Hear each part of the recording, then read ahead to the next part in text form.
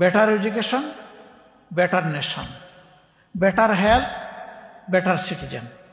আমরা এমন একটা বাংলাদেশ চাই যেই বাংলাদেশে সরকার প্রধানকে গাড়ির বুকে চড়তে হবে। আমি একটা দেশ, পুরাটা দেশ ঘুরেছি মাত্র 10 ঘন্টায়।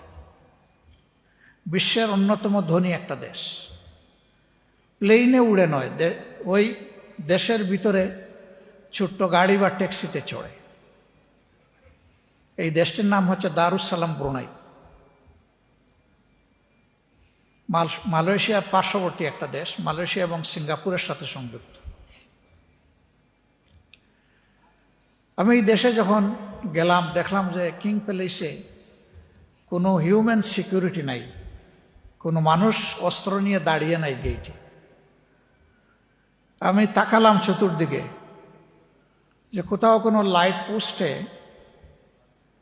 সিসিটিভি আছে কিনা, দেখলাম তাও নাই। আমাদের গাইড যিনি, তিনি ওই দেশের ন্যাশনাল হসপিটাল যেটা, সেখানে একজন ইএনটি স্পেশালিস্ট হিসাবে তিনি সিনিয়র কনসালটেন্ট কাজ করেন, বাড়ি তার সিরাজগঞ্জ।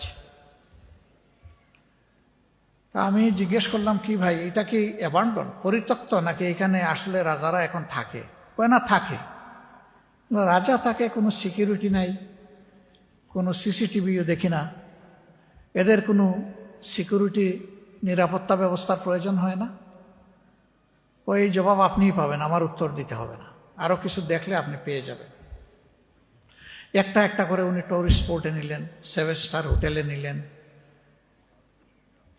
ওনাদের সবচেয়ে বড় চেইন শপ যেটা, সেইটাতে নিয়ে গেলেন, গাড়ির ফ্যাক্টরিতে নিয়ে গেলেন, ওয়াটার ভিলেজে নিয়ে গেলেন, একটা ইউনিভার্সিটিতেও নিয়ে গেলেন, তার মেডিকেল কলেজেও নিয়ে গেলেন।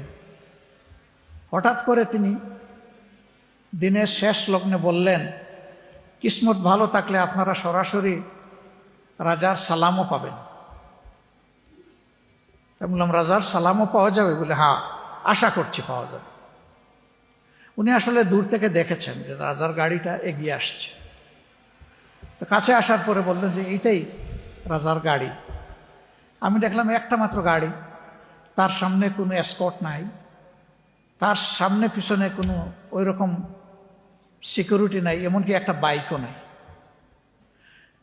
আর রাজা নিজেই তিনি গাড়ি ড্রাইভ করছেন, ওখানে আর কোনো মানুষও নাই, দেখলাম গাড়ির ভিতরে একা। তিনি সবাইকে, শুধু আমাদেরকে না, সবাইকে সালাম দিয়ে দিয়েই তার গাড়ির ড্রাইভ চলছে। আমরাও তার সালামের সুযোগ, মানে গ্রহণের সুযোগ নিলাম, আমরা জবাব দিলাম। তা আমি আবার জিজ্ঞেস করলাম যে এই লোকটার কি কোনো ডর ভয় নাই? এই জবাবও আপনি পেয়ে যাবেন। সব কিছু দেখে রাতের বেলা যখন খেতে বসেছি, তখন দেখি যে হাইলি ডিসিপ্লিন একটা রেস্টুরেন্ট, সেখানে বিভিন্ন ধর্মের বর্ণের লোকেরা সেখানে কাজ করছে।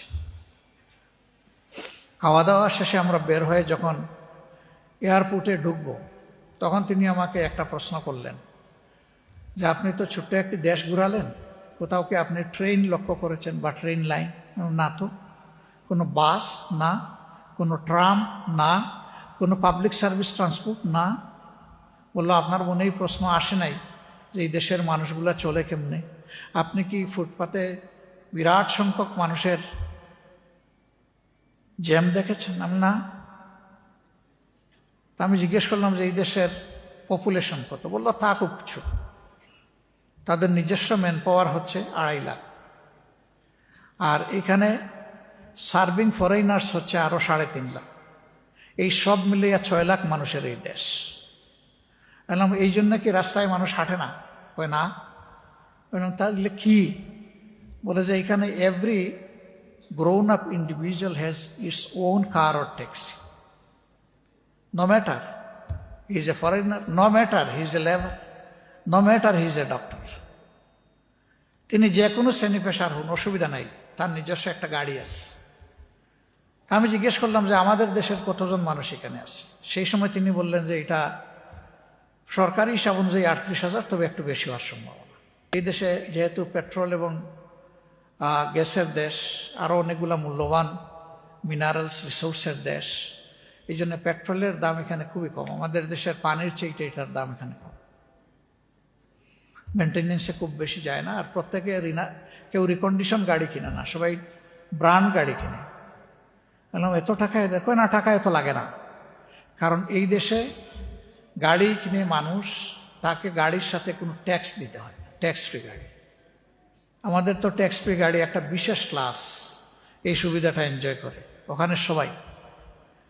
আমি বললাম সব কিছু মানলাম যে এটা একটা ওয়েলফেয়ার কান্ট্রি, নো ডাউট, কিন্তু সব দেশে তো কিছু শত্রু থাকতে পারে। ওনার কি কোনো শত্রু নাই? কয় নাই। কারণ এটার উত্তরটা একটু আপনাকে দিতে হবে। কয় যে দেখেন, এখানে রাজা তার পেটের ভিতরে সব কিছু ঢুকায় না, তার প্রজাদের বা এই দেশে যারা বসবাস করে তাদের পেটের ভিতরে বেশি বেশি করে কিভাবে ঢুকানো যাবে, এটি হচ্ছে রাজার ধান্দা।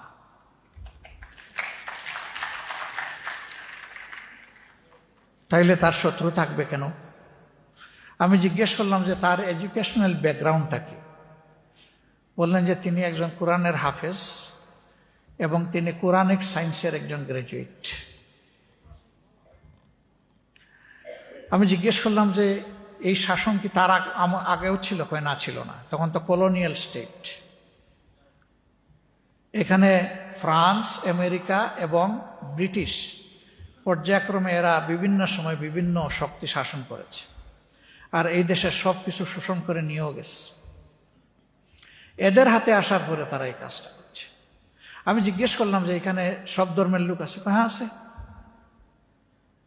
তাদের ধর্মীয় অধিকার ফুললি এনজয় করে এবং তাদেরকে তাদের ধর্মীয় আচার অনুষ্ঠান করার জন্য ফেসিলিটেট করা হয় রাজার পক্ষ থেকে। How wonderful country. এবার আমি জিজ্ঞেস করলাম, টুরিস্ট স্পটে গেলাম, কোনো মানুষ দেখলাম না কেন? ওরকম তো কোনো টুরিস্ট দেখলাম না, কিন্তু এখানকার স্পটগুলো আমাদের স্পটের চেয়ে অনেক বিউটিফুল, নাই কেন?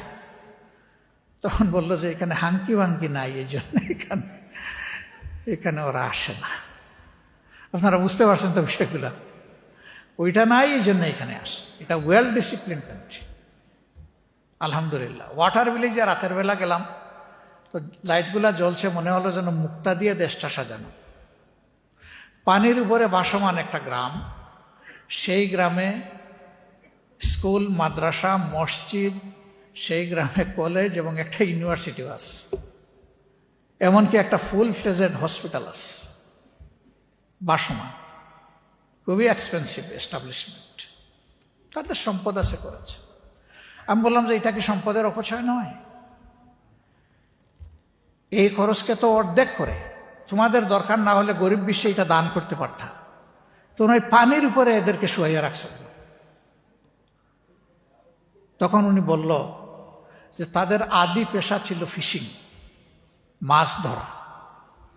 তারা তাদের এই পেশা ত্যাগ করতে চায় না। এই সম্প্রদায় বলেছে পানি আমাদের বন্ধু, পানি আমাদের জীবন, পানিতেই আমরা থাকব। বহু চেষ্টা করা হয়েছে তাদেরকে সমতলে নেওয়ার জন্য, তারা যায়নি। তখন রাজা ডিসিশন নিয়েছে তারাও এদেশের নাগরিক, তাদের প্রতি আমাকে দায়িত্ব পালন করতে হবে। এই জন্য ওই পানিতে থাকা যাতে তাদের জন্য কমফোর্টেবল হয়, তাদের ছেলেমেয়েরা যাতে প্রপারলি এডুকেটেড হয় এবং স্কিল হ্যান্ড হয়, এই জন্য এই সমস্ত অ্যারেঞ্জমেন্ট করে দেওয়া হয়েছে। বাংলাদেশটা এমন হলে কেমন হবে? খুব হালকা করে বললেন আলহামদুলিল্লাহ। আলহামদুলিল্লাহ। আমরা এমন একটা বাংলাদেশ চাই যেই বাংলাদেশে এদেশের সরকার প্রধানকে বুলেট প্রুফ গাড়ির ভিতরে ঢুকে চড়তে হবে না। হাঁটবে, রিক্সায় চড়বে, পাবলিক ট্রান্সপোর্টে উঠবে, যখন যেখানে যেটা মানায় সেইভাবে চলাফেরা করবে। আর সেই চলাফেরা করার সাহস এবং পুঁজি এই শাসককে অবশ্যই সংগ্রহ করতে হবে। ওই যে বলেছে যে এই দেশে তার দুশ্মন থাকবে কেন? সে তো একা তার পেটের ভিতরে সব ঢুকায় না, বরঞ্চ তার পেটে ঢুকানোর আগে নাগরিকদের পেটে কিভাবে ঢুকাবে সেই ধান্দা তার সবসময় আছে। আমরা ওই বাংলাদেশটা দেখতে চাই। এটা একদিনে হবে না।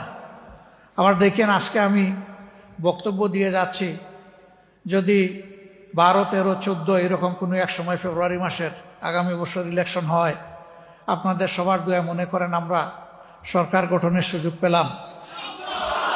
আল্লাহ ভালো জানেন, আল্লাহ ভালো জানেন। তা আপনারা 1 মাস অপেক্ষা করে 2য় মাসের 1ম তারিখে আবার মিছিল নিয়ে বের হবেন না। যেগুলা বলেছিলেন কোথায়, এগুলা দেখি না কেন? আমরা প্রত্যেকটা মানুষকে এক একটা প্রদীপ বানাতে চাই, কাউকে আমরা অন্ধকারে রাখতে চাই না। এই জন্য আমাদের প্রথম ফোকাসটাই হবে শিক্ষা এবং স্বাস্থ্যের উপরে। Better education, better nation, better health, better citizen. এই 2টা মাইনাস করে কোনো সভ্যতা গড়ে উঠতে পারবে না, সামনের দিকে আগাতে পারবে না। এই ফাউন্ডেশনের উপরে ভর করে আমরা সামনে এগোতে চাই। এখন মনে করেন আল্লাহর ইচ্ছা হলো না, আমাদের হাতে এই দেশ পরিচালনার দায়িত্ব আসলো না, তাইলে কি গালে হাত দিয়ে আরো 5 বছরের জন্য অপেক্ষা করব?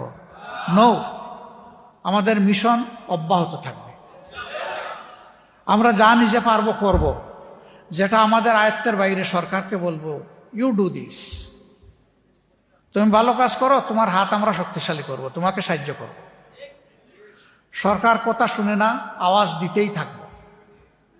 আর একটা সুযোগের অপেক্ষা করতে থাকবো, যে জনগণের মনে আমাদের প্রতি আমাদের কর্মের মাধ্যমে ভালোবাসা যদি তৈরি হয়, নেক্সট টাইম আমরা দেখব। আমরা ধৈর্য হারাবো না। আমরা ট্রেজারি বেঞ্চে অর্থাৎ সরকারি দলে বসতে রাজি, আমরা বিরোধী দলেও বসতে রাজি। আমাদের কাছে সরকারি দল বিরোধী দল বড় জিনিস নয়, আমাদের সামনে বড় জিনিস হচ্ছে জনগণের জীবনকে পাল্টে দেওয়ার সংগ্রাম চালিয়ে যাওয়া।